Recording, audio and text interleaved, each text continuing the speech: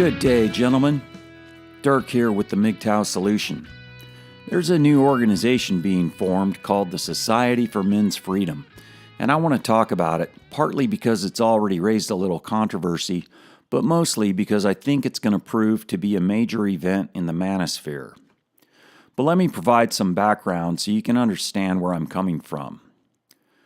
One of my favorite MGTOW channels on YouTube was MGTOW is Freedom, which most of you are probably familiar with. For those that aren't, it was basically a man named John on camera talking about all things MGTOW. No frills, but quality production, and always a great message. It was one of my favorites for a few reasons. For starters, John comes across as a logical, well-informed individual with solid communication skills and a great sense of humor. He also always seemed to cover topics that were of interest to me. And he was a Marine, and I have a lot of respect for Marines, former or otherwise. Finally, John is somewhere near my age group, so I can relate to the guy on that level. Now, MGTOW is Freedom was canceled by YouTube, but I'm not going to get into that. You can do a search if you want the full story. But John has recently re-emerged on Patreon with some limited YouTube content to promote his new project, the Society for Men's Freedom. Predictably, some men assumed that John went MRA. I don't see it that way. He's just doing something he believes in, and he has every right to do so as a man going his own way. The thing about MGTOW is that you can pretty much do whatever you want, short of something stupid like getting married. So if John wants to try to unite men to oppose feminism, more power to him.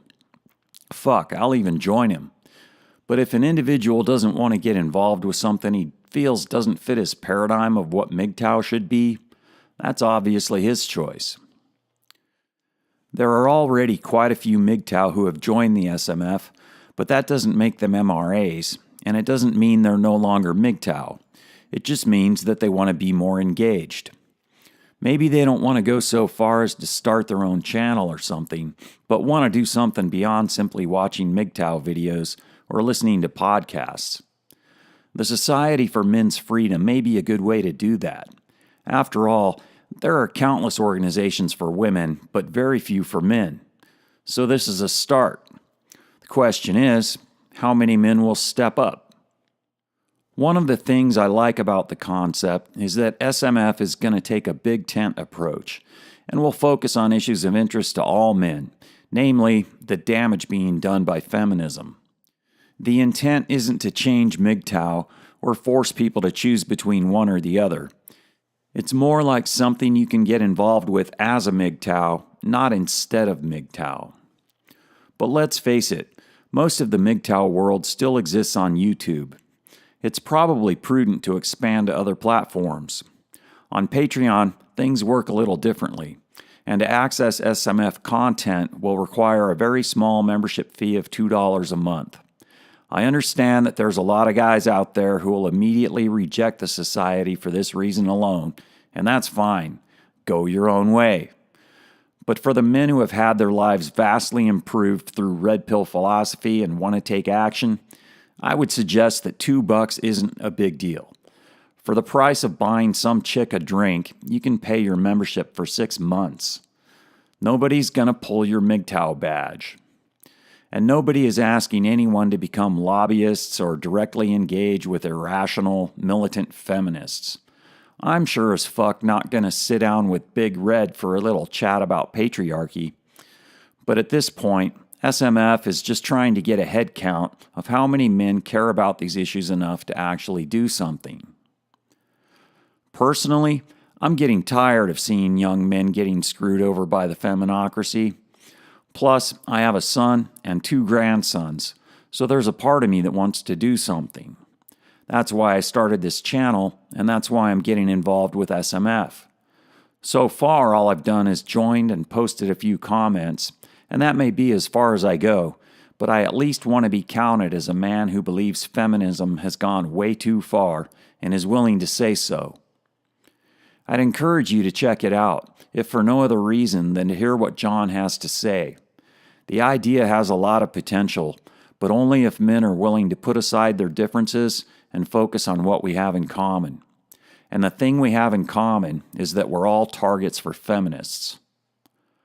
Our opponents are having a negative impact on the lives of all men, whether they're MGTOW, MRAs, PUAs, everyday men, or even boys.